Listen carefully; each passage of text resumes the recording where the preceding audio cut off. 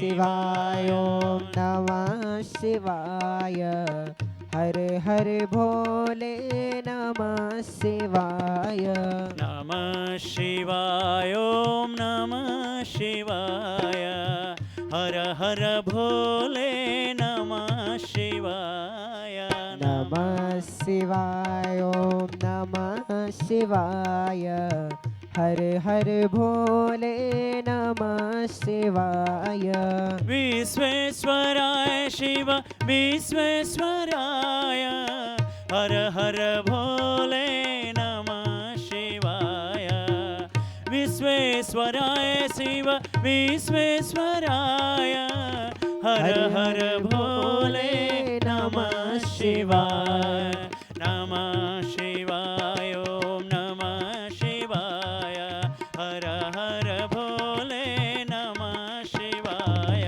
नमः शिवाय ओम नमः शिवाय हर हर भोले नमः शिवाय हरे कृष्ण कृष्ण कृष्ण हरे हरे राधे कृष्ण कृष्ण कृष्ण राधे राधे राधे कृष्ण राधे कृष्ण राधे कृष्ण राधे राधे राधे कृष्ण कृष्ण राधे राधे राधे कृष्ण कृष्ण राधे कृष्ण राधे राधे राधे कृष्ण कृष्ण राधे राधे राधे कृष्ण कृष्ण राधे कृष्ण राधे राधे राधे कृष्ण कृष्ण राधे राधे राधे कृष्ण राधे कृष्ण राधे राधे राधे कृष्ण कृष्ण राधे राधे राधे कृष्ण कृष्ण राधे राधे राधे कृष्ण कृष्ण राधे राधे राधे कृष्ण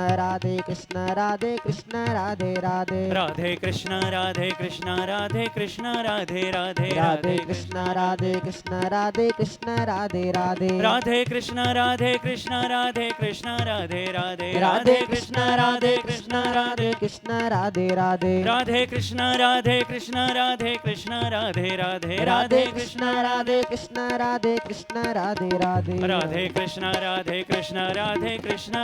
कृष्ण राधे राधे राधे कृष्ण कृष्ण राधे राधे राधे कृष्ण कृष्ण राधे राधे राधे कृष्ण कृष्ण राधे राधे राधे कृष्ण कृष्ण राधे राधे राधे कृष्ण कृष्ण राधे राधे राधे कृष्ण कृष्ण राधे राधे राधे कृष्ण कृष्ण राधे राधे राधे कृष्ण कृष्ण कृष्ण राधे कृष्ण कृष्ण राधे राधे कृष्ण कृष्ण राधे राधे कृष्ण कृष्ण राधे राधे कृष्ण कृष्ण राधे कृष्ण राधे राधे ॐ पूर्णमदः पूर्णमिदं पूर्णात् पूर्णमुदच्यते पूर्णस्य पूर्णमादाय पूर्णमेवावशिष्यते ॐ शान्तिः शान्तिः शान्तिः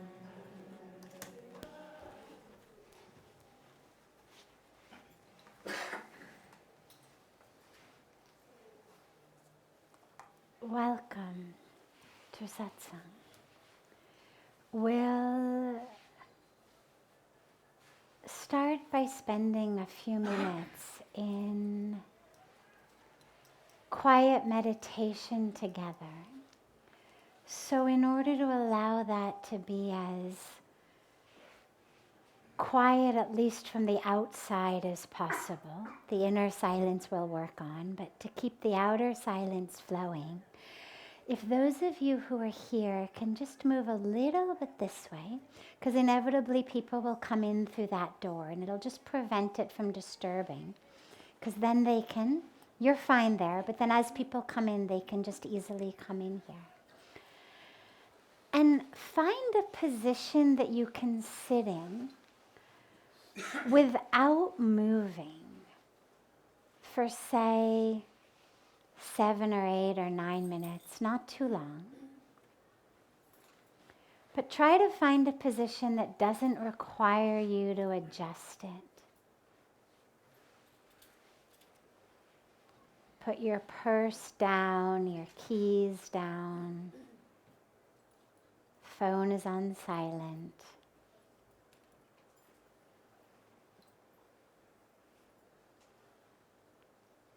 we might as well at least give ourselves the best possible beginning we can by quieting the outer world. And then draw the awareness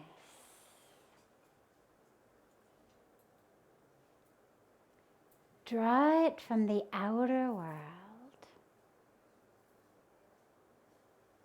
Pull it inward. Allow yourself to really consciously and with great intention grab those senses, our sense of sound, the noises we're picking up, our sense of sensation, that in the world around us, the smells,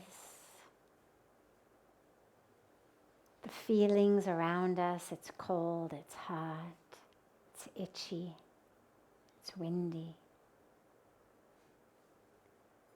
Take all of those senses and pull them inward. We're not shutting them off, but we are consciously drawing them from being focused on the world outside to being focused on the world inside.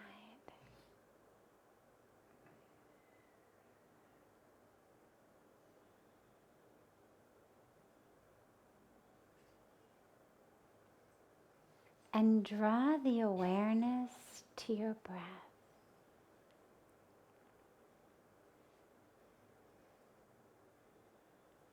It's not watching the breath from afar, but it's about merging the awareness into the breath. See whether you can bring your focus, your attention so deeply into the breath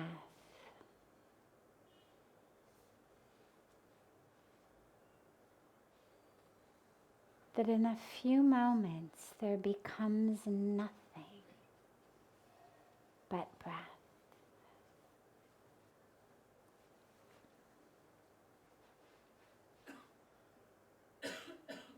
But you have to stop moving to make it happen.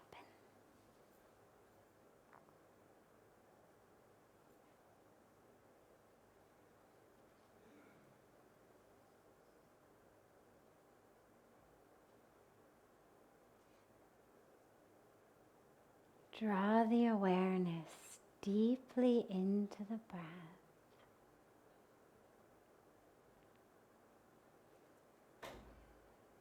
As it fills in from the world outside and exhales back from the inner to the outer.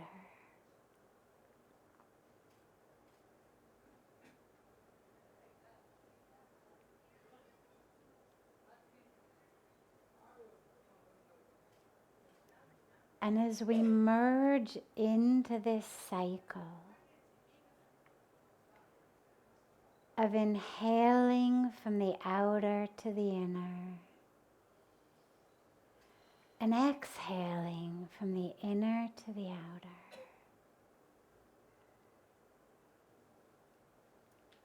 allow that border between inner and outer to dissolve.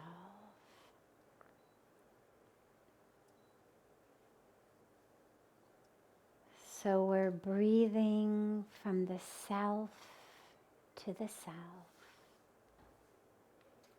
on the inhalations and exhaling from the self back to the self on the exhalations.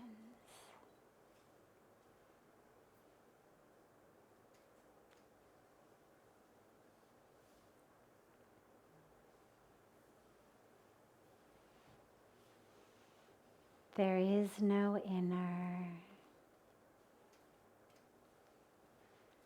There is no outer. There is only the breath.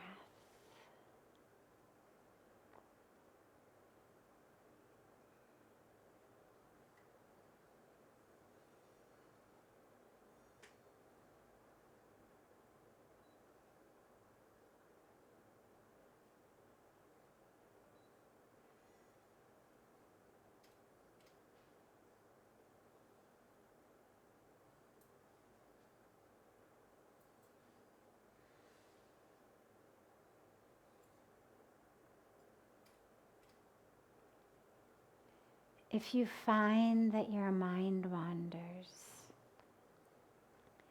you can give it a simple mantra of so hum. You can chant so on the inhalations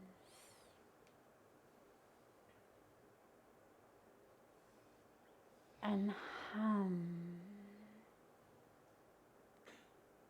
on the exhalations. It means I am that.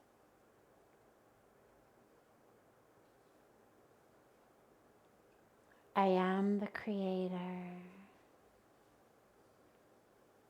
I am the creation.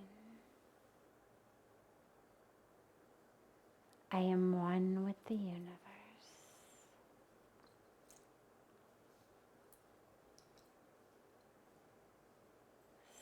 So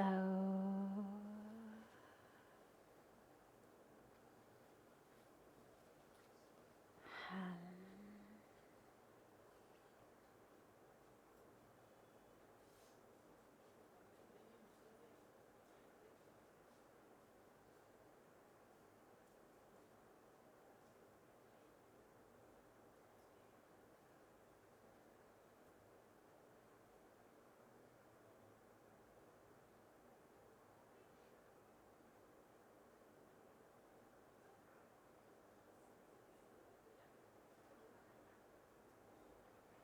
Allow that awareness to stay merged in the breath.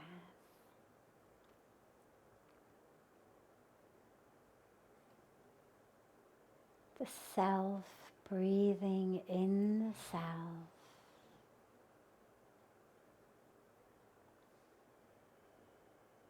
And exhaling back into the self.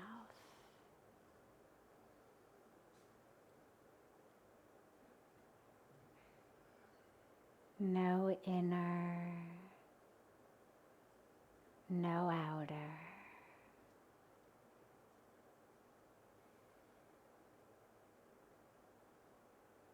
No boundaries at all. Only the breath.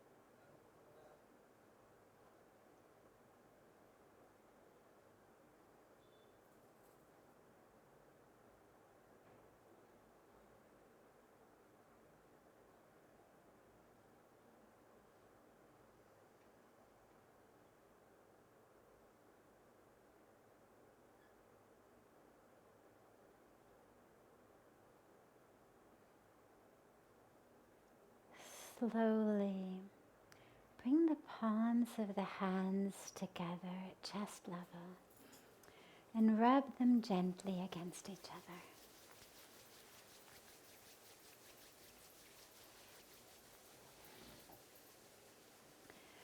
Press the palms of your hands into your closed eyes.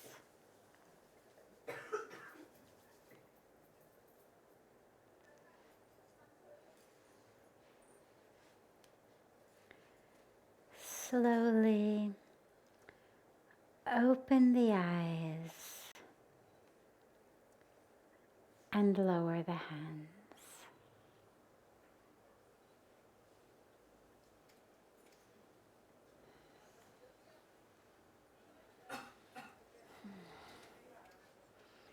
Welcome again to Satsang. We'll start as always with a question or two that have come in advance, and then open it up to any questions that anyone here may have. How does one love oneself? And what does it even mean to love oneself? So, I think we should take the second first and the first second, because we have to know what it is before we talk about how to do it. So, what is self-love? There's two elements of it. One you could call a lower level, not lower as in bad, but lower as in more of sort of a superficial level, but nonetheless we are here in a body and that level exists. And then one level we'll call the higher, truer, fuller level. On the lower level, the level of the lowercase s self, the level that says, here is where I was born, here's what I've been through, here's what I've overcome. That level to love oneself is simply about compassion. It's simply about extending the same practice of compassion, practice of loving kindness that we have toward the whole world. The same practice of forgiveness that we have toward the world. Because these are essential building blocks of a spiritual practice. While no practice looks the same, they all have some of the same essential components. I mean, it's like go to different parts of India and you get khichdi in different parts of India. Well, they may use different types of dal. They may use slightly different types of spices. Some places may put veggies in it. Some places may put ghee in it. Some wouldn't. Some may, saute the dal and the rice first and then add water. Some might add it straight into the water. Slightly different. But the rice and the lentils are essential core components. You cannot have khichdi without rice and lentils. So in the same way, compassion, loving kindness, forgiveness, these are essential components of a spiritual path. Worship God with form, without form, with name, without name, this way, that way, doesn't matter. These are flavorings. But core components are essential. And so when we embark on those core components, most of us tend to focus only on the outer world. So we focus on compassion for others, compassion for animals, compassion for the planet, love for all, wonderful. But a lot of times, tragically, we leave ourselves out. And it's this tragic irony of a meditation on loving kindness, a meditation on compassion. And I stand up and I start to berate myself for something or the other. Oh, look at that again, you're late for work. Set the alarm, you hit the snooze button. You're a lazy failure, right? Now, where'd my compassion meditation go? Where'd my loving kindness meditation go? Or I stand up, I walk into the bathroom. Oh, you fat slob. Again, you shouldn't have had that cake last night. What are you doing? Right? All the ways that we judge ourselves, condemn ourselves, criticize ourselves. So on that level of what we'll call lowercase s self, that's physical body, personal drama, history, identity, ego, all of the stuff. We actually have to begin to love ourselves on that level as well. And that works by having compassion, the same compassion that we're learning to have for others. The same love, the same forgiveness that we're learning to have for others, we extend to ourselves. But self-love takes us to a much higher place, and it must. Because my self-love isn't really love. If all I can do is say, yeah, okay, you had it kind of rough. All right, yes, you're in this situation, you've had this happen, you've had this trial, this tribulation, we've all had it. And if you haven't had it, that's something else to be compassionate for. You poor thing, you haven't actually been challenged or touched.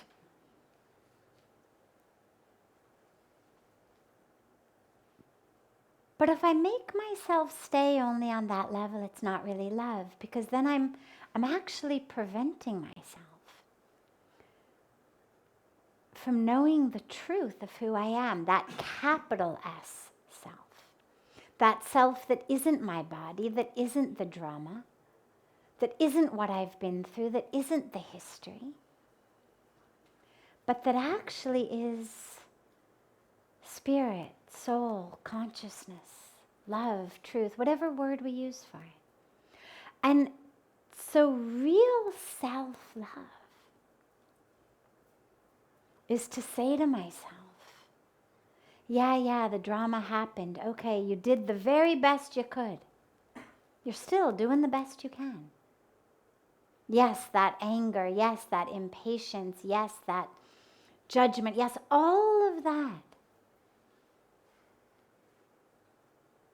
We have compassion for it. We even have love for it because we understand it's the best that you could do with the karmic package you had at the time. And no, you don't get to stop there. Because while we don't have control over other people's paths, we don't have control over how much other people embrace their truth or step up to the path of their life. We have it for ourselves. It's the only thing we have control over. And to really love ourselves requires that we not let ourselves off the hook so easily. That we actually require ourselves to look at the self as soul, as spirit, as consciousness. And so when that voice comes in, here's what it looks like in an example. Let's say that voice comes in. So I've just stood up from my meditation on compassion, and the voice comes in and says, oh God, you're late for work again. You're useless. You're worthless. You should have gotten up early. You set the alarm. You couldn't do it. Stupid thing.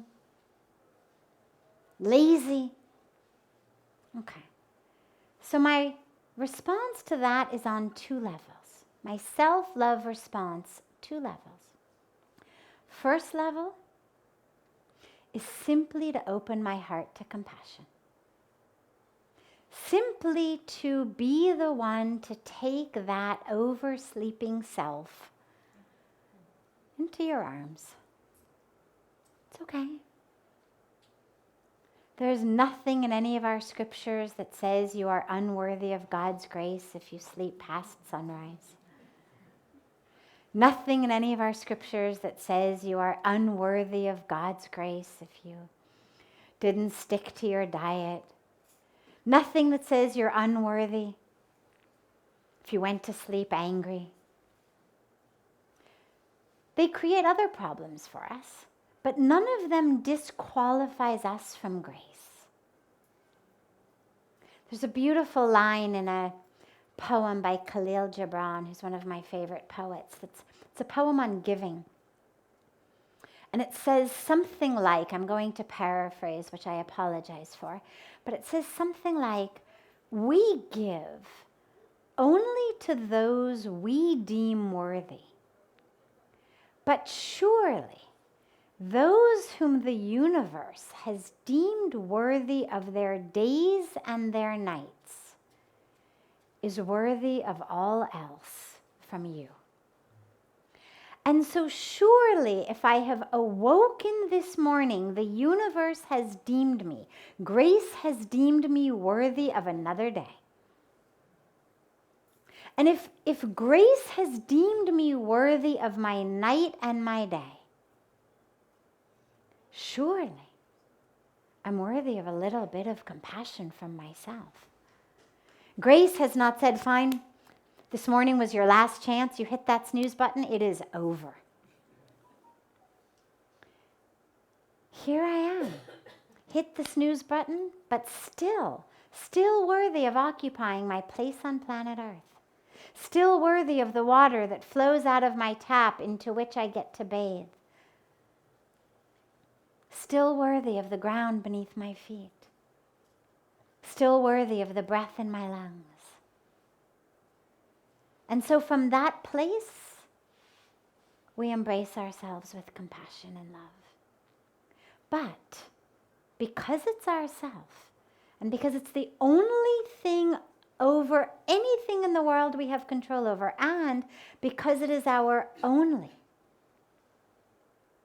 true purpose on earth, which is to wake up, which is to know the truth of who we are. Our highest purpose in life is not just to be able to experience compassion. When we get angry, feel jealous, lose our temper, oversleep, overeat, whatever it may be, our highest purpose is actually to know that none of that is us. The one who throws the temper tantrum, the one who feels jealous, the one who oversleeps, the one who overeats, none of that is us. Who we are is soul. Who we are is consciousness. Who we are is that love, that light, that truth, that ecstasy that we touch, even if just for a brief moment. In our meditation, in our prayer, in our arti, in our yoga, whatever we do that brings us into touch with that, that's who we are. And so self-love, capital S self-love, requires us to push through the ultimate untruth. When we pray, asatoma sadgamaya, tamsoma jyotirgamaya, mrityorma amritam gamaya. One of the most core, powerful tenets, prayers of our tradition. It says, oh God, lead us from untruth to truth, from darkness to light, from death to immortality. Core prayer, 3 lines. Untruth to truth. Doesn't just mean from lying on my taxes to being honest on my taxes, lying about the affair I'm having to coming clean about the affair I'm having. No. It's from falsehood to truth. What is the ultimate falsehood? The ultimate falsehood is I am this body. I am my identity. I am my history. So lead me from that to the truth of who I am, which is soul, spirit, consciousness, divinity. Lead me from darkness to light. Now, in the Indian spiritual tradition, in the Vedic tradition, who we are at the core is light. It's not about lead me from darkness at the core. No. At the core you are light. At the core you are divine. At the core you are perfect and pure. The darkness is simply a darkness of ignorance. So it's not about self-development. The self is already perfect, the capital S self.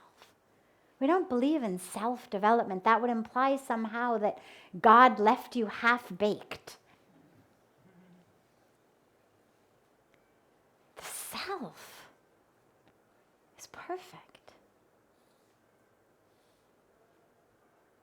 The darkness is the darkness of ignorance that says, I am my history. I am my bank balance. I am what's happened to me. I am all this nonsense in my mind that I am that. That's the darkness. Lead me from that into light. The guru, the word guru, literally means the remover of darkness, the bringer of light. That's what the word means. So when we pray for a guru, when we have a guru, it's lead me from this darkness of ignorance, this darkness of ego, this darkness of thinking I am my story, into the light of knowing who I really am. And then lead me from death to immortality. Now this is really interesting because the body is made up of matter, the 5 elements. We have innumerable scriptural passages reminding us of the temporariness of the body. So death to immortality? What are we praying for here? Are we praying, oh God, please absolve me from the very laws that you put into practice? Oh God, yeah, everyone else has to die, but not me. Oh God, undo the nature that you created just for me? And of course, do we even want that? I mean, imagine you keep aging, you keep aging, you keep aging. Finally, you get to your 90s, 100, you're wrinkled, you're frail, you're old, things start shutting down. Is the highest goal to kind of stay on in that state forever? Of course not. People at that age start praying, okay, God, take me up, I'm done. If I have to do this, send me back with a new body. The highest prayer certainly can't be, let me live in that state forever. So what is that prayer? What is that immortality? It's, oh God, lead me from identifying as the part of me which is mortal, the body, to identifying as the part of me which is already immortal. I don't need you to make me immortal. I am immortal. But help me shift my focus, shift my identification, shift what I call I from this story, this drama, to that which is immortal. And to push myself into that is the highest form of self-love. To simply say, it's okay, don't worry, you can set the alarm again tomorrow morning, is good. It's better than spending the day hating yourself. But it's not our highest form of self-love. The highest form of self-love really is kind of a tough love. Because the ego is really insidious. And so the ego is able to come in and say, oh, we're practicing self-love now? Okay, great, I can do that. You got angry? No problem. They deserved it anyway. So that is what we're going to call the ego wearing the mask of self-love. The ego saying, yeah, it's okay. You were right to get angry. What an idiot they are. Can you believe it? Yeah, of course you got angry. To hold our hand to the fire and say, nice to see you, Madam Ego, or Mr. Ego, depending on how we interact with our personal lower selves. Nice to see you, but you're not going to pass off as self-love today. Because self-love is actually the hand to the fire that says, okay, it is okay that you got angry because it's over and I cannot rewind 5 minutes ago. That is what makes it okay. Is simply that here we are after the fact. I'm not going to live in the past.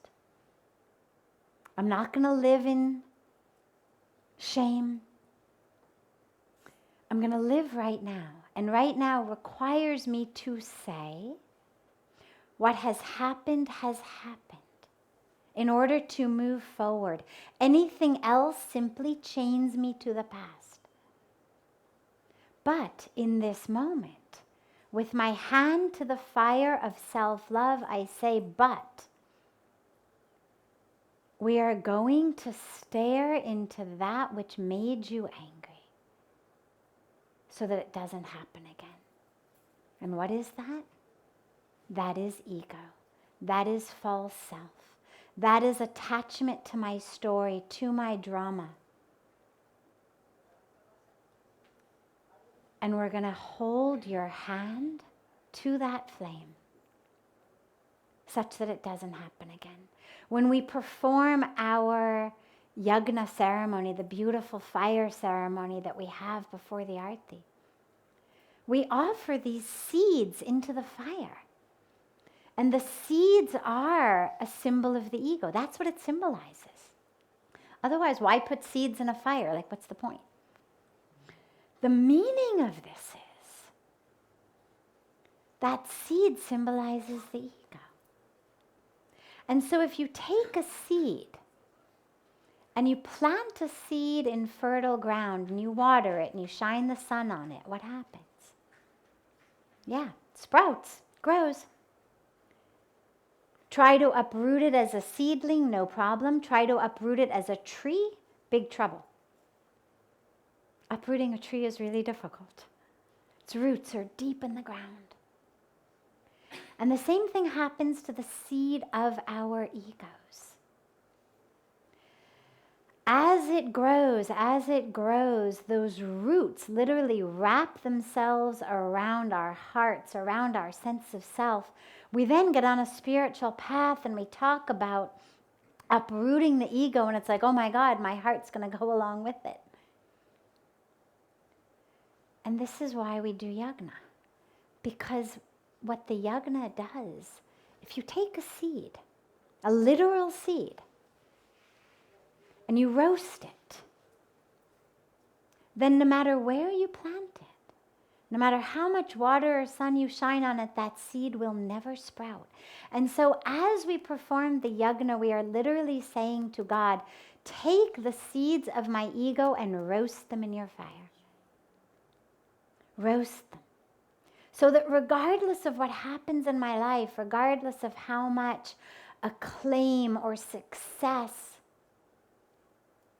or failure I may get, because of course the ego spans the whole spectrum from success to failure, from acclaim to shame and everything in between. But so that no matter what happens, that seed doesn't sprout. So self-love requires tough love. It requires literally us holding ourselves up and saying, is this truth? Is this truth? Love for others requires just the compassion, the forgiveness, the loving kindness, the space. We're not taking other people's hands and holding them to the flames. But self-love requires that and more. Requires us in every minute saying to ourselves, am I really living my highest truth in this moment? Or am I living in a drama of my own making? Am I the star of my own show? Whether it's I'm the best show or the everything is against me show. Either way, if I'm playing the starring role, I'm not doing justice to myself. So before you can get to self-love, you have to at least get to self-justice. Then love starts to blossom. So that self-love requires us to really keep asking, but we ask with love, with compassion, knowing that we're going to the highest place.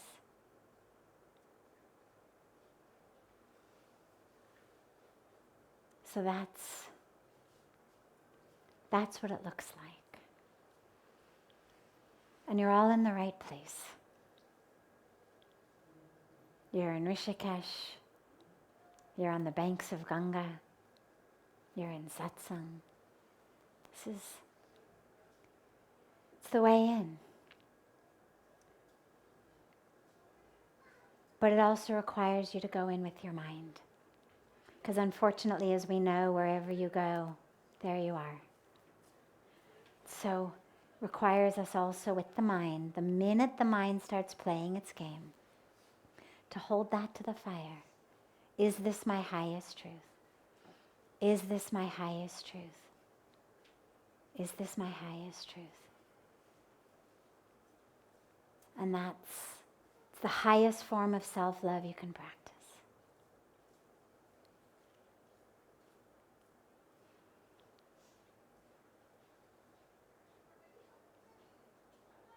Before I take another of our questions that came in advance, I'm happy to open it up if there are any questions that anyone here may have.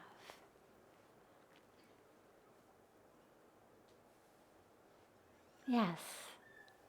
How can we have hope, faith and trust in the betterment of a person and humanity as a whole, despite seemingly repetition of destruction, for instance, of the environment and these kinds of things? Great.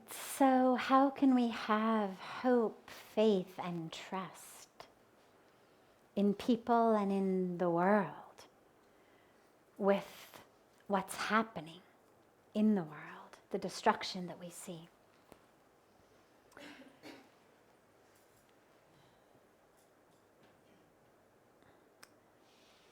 So hope, faith, and trust are actually slightly different from each other. So let's look at them. You've given us three different tasks for us to have for the world. Hope is the easiest, because what hope requires only is a child's mind. Not a childish mind, but a child's mind, meaning children, one of the most beautiful things about children is their ability to move from one moment to the next. They may be very upset in this moment, but it's like a line in the water. It's very rare, if ever, that a child is going to be upset today about what happened yesterday.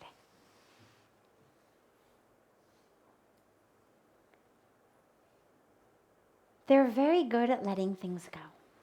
And I'm not talking about massive trauma. I'm talking about Billy stole his truck. somebody else got picked for the team, he didn't get an extra cookie, whatever it is, the stuff that upsets us when we're young. A line in the water. Every moment, renewed hope, renewed hope, renewed hope. The problem for us is we change how we see the world based on that which has happened. And here's the great dilemma with that. We base our vision not really on what's happened, but on this very skewed image of what is happening that we are given in the media. So for example, if I pick up a newspaper, or if I go on to Google News, what am I going to see? Destruction, violence, crime, hatred. What I'm not going to see is love and helping and compassion and coming together. Because that just doesn't make the news, sadly. But my vision of the world is rooted in what I'm seeing in the news. And so I'm not seeing all the people planting trees. I'm seeing all the fires that are destroying trees. I'm not seeing all the people building homes for the homeless, feeding the hungry. I'm seeing stories of those who have gone into someone's home and killed the whole family in a drug-induced moment of fury. And it's not that we should ignore those things, but what we know from a scientific standpoint, I mean, my academic background is psychology, and what we know from this is that we have very, very specific and very predictable biases based on the information we are fed. And what we are fed is information that sells. It's sensational. It's violent. It's the stuff that pulls at us emotionally. Oh my God, oh my God, oh my God. And this is a great tragedy because I walk into situations based on what I think the world is like. There's a beautiful story of a wise man, and he's sitting on the road, or pathway in the village, and a man walks by him, and he says to him, "Baba, what's the village like up ahead?" The wise man says to him, "Well, where are you coming from?" And he says, "Oh, I'm coming from such and such village." And he says, "Oh, and how was it?" And the man says, "Oh, the people there were beautiful. They were filled with love, filled with generosity, filled with compassion. My God, I was so sad to leave them." And the wise man says, "Well, good news, because the people in the village up ahead are exactly the same. They're beautiful people." So the man happily goes on his way.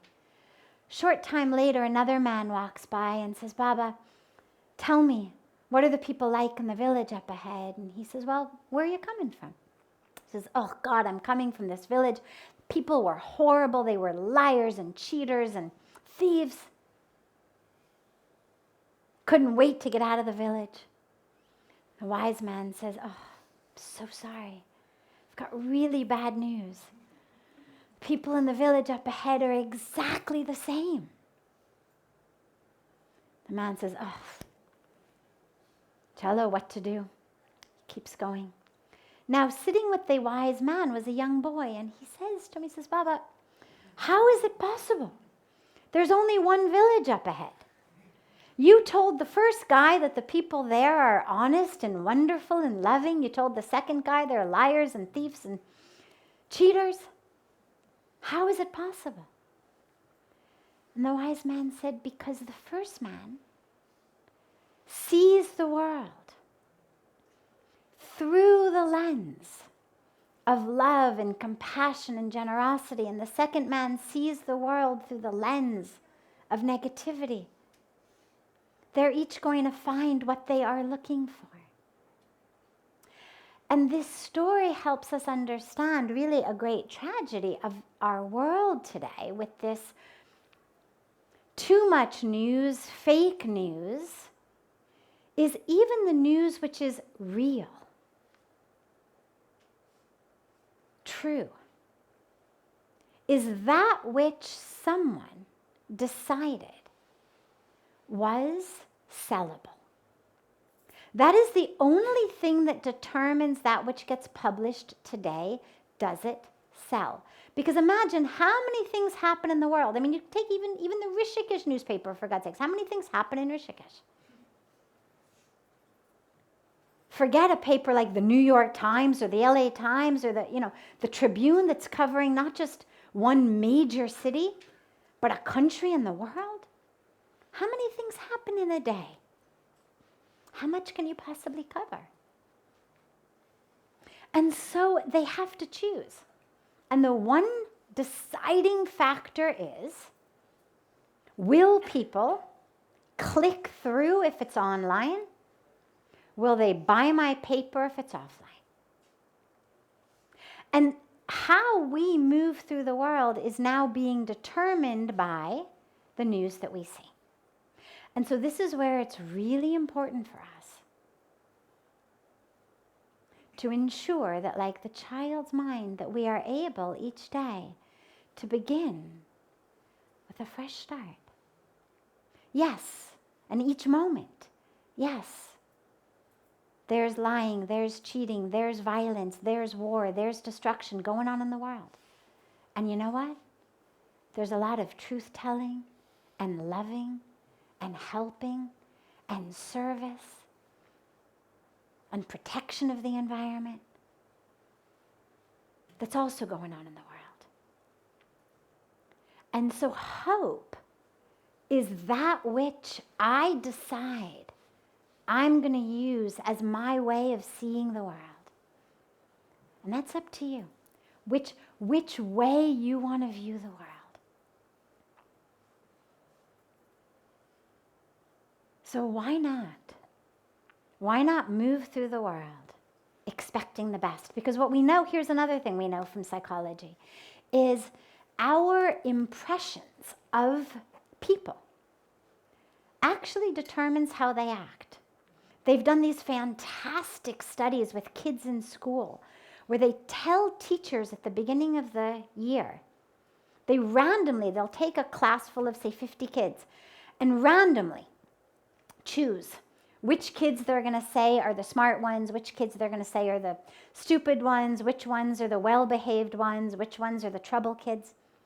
And they tell the teachers in the beginning of the year, by the way, these are your top smartest kids. These are the stupidest kids. These are the ones, you're going to love them. These are the ones, watch out. And what they find at the end of the school year, those children who were randomly selected as the smart ones score the best on the tests. Those kids randomly selected as the stupid ones score badly on the test. That's simply the teacher expecting one thing from one kid and expecting something different from a different kid is enough to actually pull that out of the child. And we're all basically just like big kids. It's not like they're a different species. And so as you move through the world, move through with hope. Every day. Everyone can change. Faith. Faith we have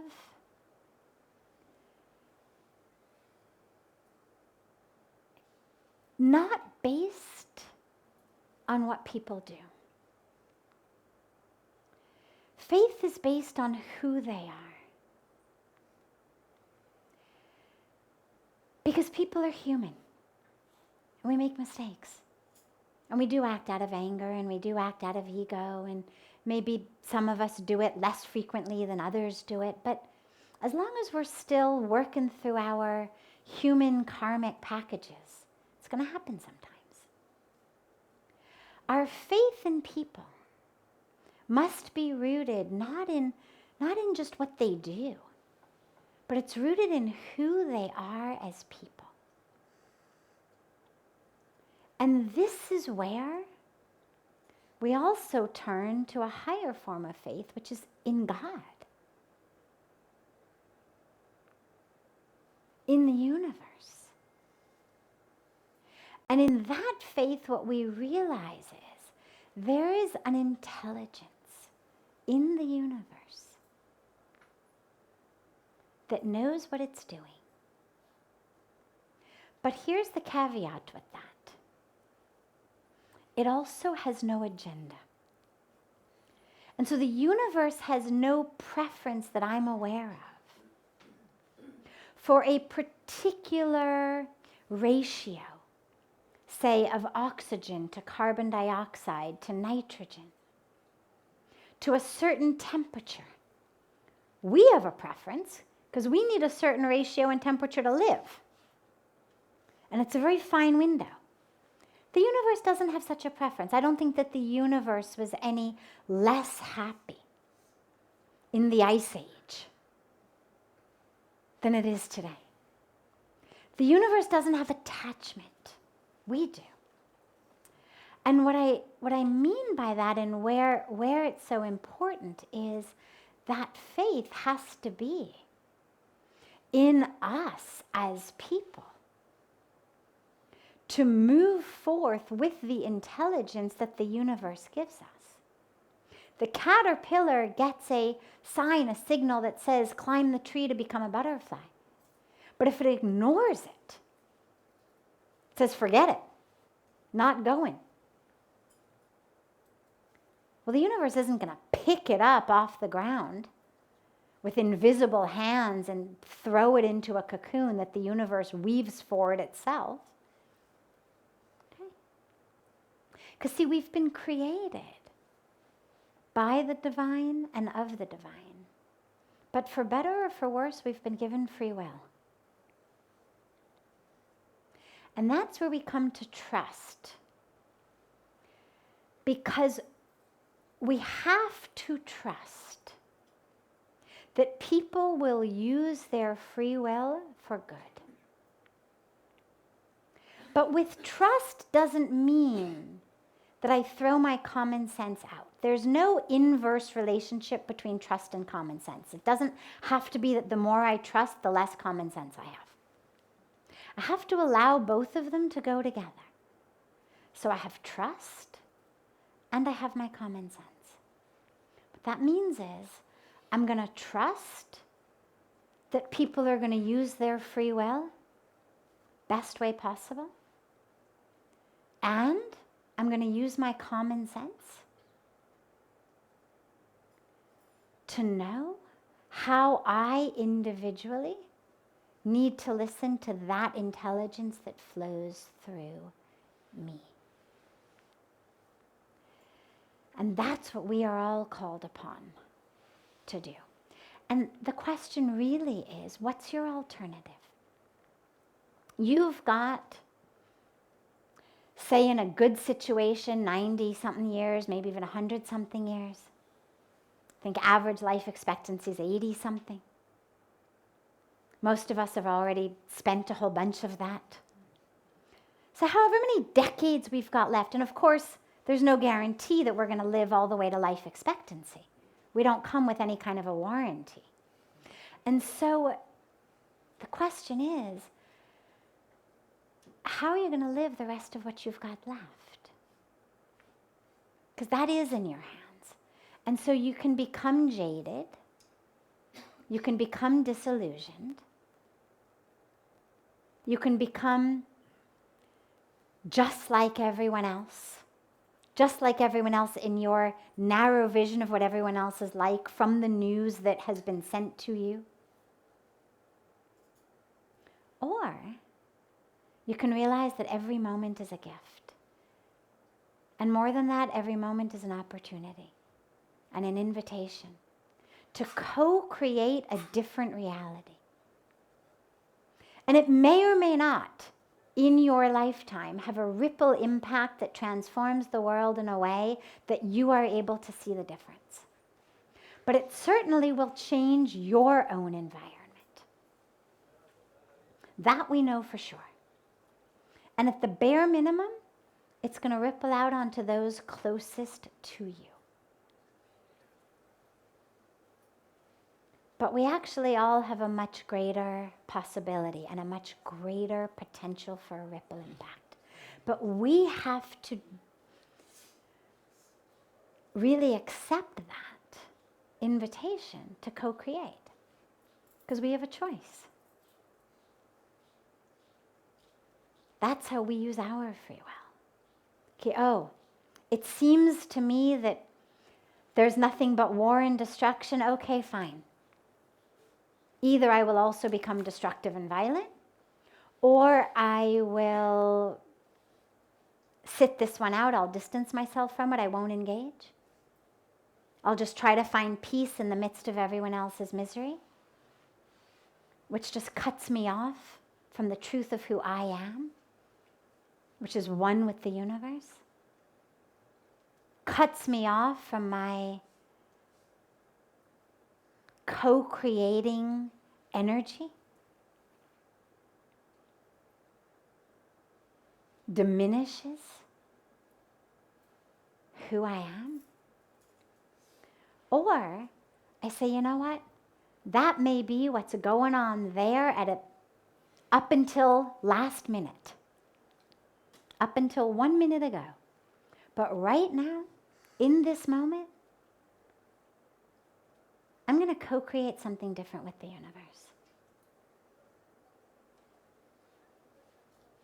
And that impact ripples out and ripples out and ripples out. And the more of us who do that, that's how we bring about transformation. Be the hope. Be the hope. If you can't have hope, faith, and trust in the world, no problem. Have it in yourself. Begin with it in yourself. And then slowly, slowly, slowly, what you'll find is you magnetically connect with others in whom you can have it. And it draws people in. And that energy grows, as does the ripple impact. And that's what we're all called upon to do, is to just live in alignment with that wisdom of the universe. And let it flow through each of us in the way it's supposed to, which, by the way, none of us even knows. But if we allow it to, then we become the hope. We become the hope for others. We become the one in whom others can have faith and trust. And then slowly, slowly, slowly, slowly, slowly, a whole new world gets created.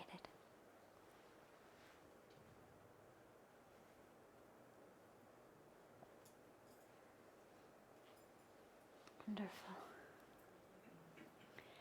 Have a beautiful, beautiful rest of your evening, everyone. And we'll see you all tomorrow.